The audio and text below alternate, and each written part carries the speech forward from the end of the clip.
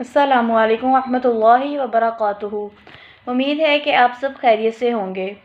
میری جو آج بیان کا موضوع ہے وہ سیرت النبی ہے۔ میں آج آپ کو آپ صلی اللہ علیہ وسلم کی سنتوں کے بارے میں بتاؤں گی۔ ہم اپنا ٹائم ضائع کیے بغیر اپنی ویڈیو کا آغاز اللہ تعالیٰ کے نام کے ساتھ کرتے ہیں۔ شروع اللہ کے نام سے جو بہت بڑا مہربان اور نہایت رحم کرنے والا ہے۔ نحمدہ ونصلی علی رسولہ الکریم، اما بعد، فاعوذ باللہ من الشیطان الرجیم، بسم اللہ الرحمن الرحیم۔ قال اللہ تبارک و تعالی فی القرآن المجید والفرقان الحمید، وما ارسلناک الا رحمۃ للعالمین۔ وقال النبی صلی اللہ علیہ وسلم، البر حسن الخلق۔ معزز سامعین و سامعات، اللہ رب العزت نے انسان کو ہر طرح کی نعمتیں دیں، پینے کو نعمتیں دیں، کھانے کو نعمتیں دیں، پہننے کو نعمتیں دیں، لیکن اللہ تعالیٰ نے آج تک اپنی امت کو کبھی احسان نہیں جتایا کہ میں نے تمہیں یہ کھانے کو دیا یا میں نے تمہیں یہ کھانے کو دیا، سوائے ایک نعمت کے کہ اللہ رب العزت فرماتے ہیں کہ میں نے تمہیں اپنے پیارے نبی، لاڈلے نبی، محبوب نبی، رحمت للعالمین کو مبعوث فرما کر تم پر احسان کیا ہے۔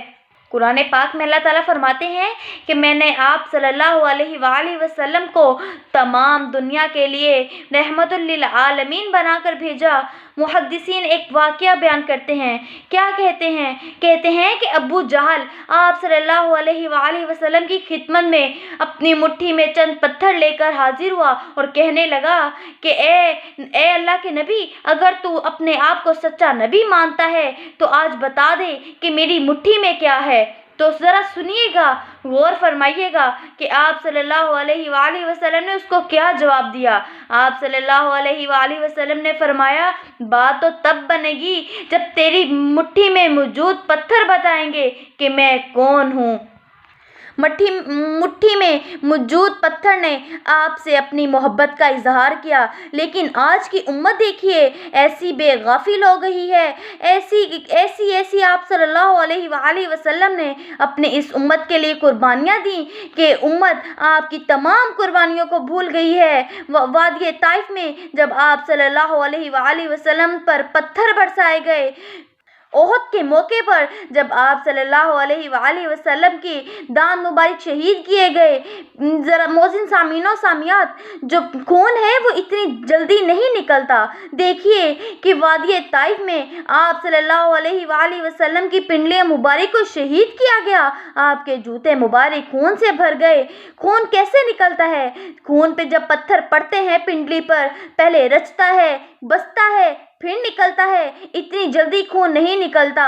ذرا غور فرمائیے گا کہ آپ صلی اللہ علیہ وآلہ وسلم کے جوتے مبارک خون سے بھر گئے، اتنا خون نکلا، اتنے پتھر برسائے گئے، یہاں تک کہ اللہ تعالیٰ نے حضرت جبرائیل علیہ السلام کو آسمان سے بھیجا۔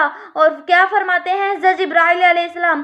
حضرت جبرائیل علیہ السلام فرماتے ہیں کہ اللہ تعالیٰ فرما رہے ہیں کہ اے نبی، اگر آپ حکم دیجئے تو ہم دونوں پہاڑوں کو ملا دیتے ہیں، یہ بیچ میں پس کر رہ جائیں گے۔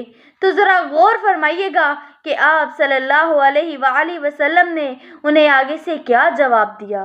آپ صلی اللہ علیہ وآلہ وسلم نے فرمایا کہ میں پوری دنیا کے لیے رحمت للعالمین بنا کر بھیجا گیا ہوں، لوگوں کو تکلیف دینے کے لیے نہیں بھیجا گیا۔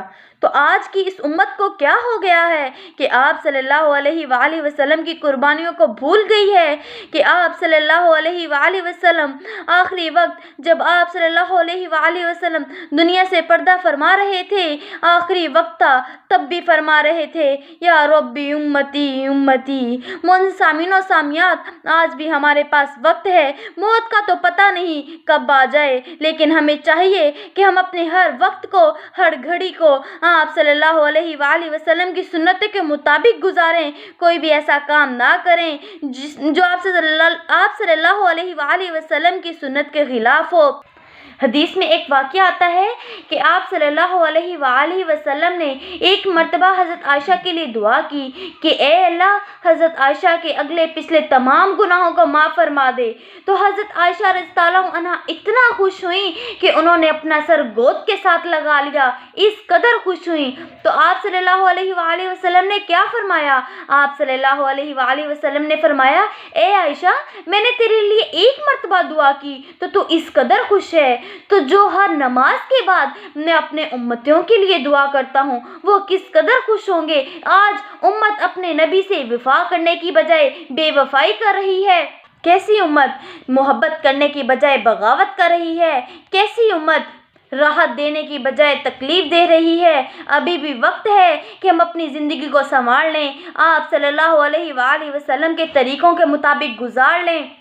آج کی امتیوں کو دیکھیں، آج کے بھائیوں کو دیکھیں کہ بھائی بھائی کی شکل دیکھنے کے لیے تیار نہیں۔ فلسطین کا منظر ہماری آنکھوں کے سامنے ہے کہ وہ کس قدر اپنے مسلمان بھائیوں کو مدد کے لیے پکار رہے ہیں، اور ہمیں دیکھیں کہ ہمارے سر پر جوں تک نہیں رینگتی۔ ہم لوگ کیسے کوک استعمال کرتے ہیں، ہوٹلنگ کر رہے ہیں، KFC پہ جا رہے ہیں، میکڈی پہ جا رہے ہیں، جبکہ ہمیں معلوم ہے کہ یہ سارے اسرائیلیوں کی برانڈس ہیں، اسرائیلی کی سارے پروڈکٹ ہیں، اسرائیلی کے ریسٹورنٹ ہیں، تب بھی ہم انہیں استعمال کر رہے ہیں۔ اگر ہم یہ چیزیں کھاتے ہیں تو نعوذ باللہ ہم اپنے فلسطین بھائیوں کے قتل میں برابر کے شریک ہیں، جو وہ انہیں شہید کر رہے ہیں ہم ان میں برابر کے شریک ہیں۔ کیا ہم میں سے کوئی چاہتا ہے کہ ہم اپنے نعوذ باللہ مسلمان بھائی کو قتل کریں؟ تو ہمیں کیا کرنا ہے؟ ہمیں صرف ان کے لیے دعا کرنی ہے، مسلمان بھائیوں کو اپنی دعاؤں میں یاد رکھنا ہے۔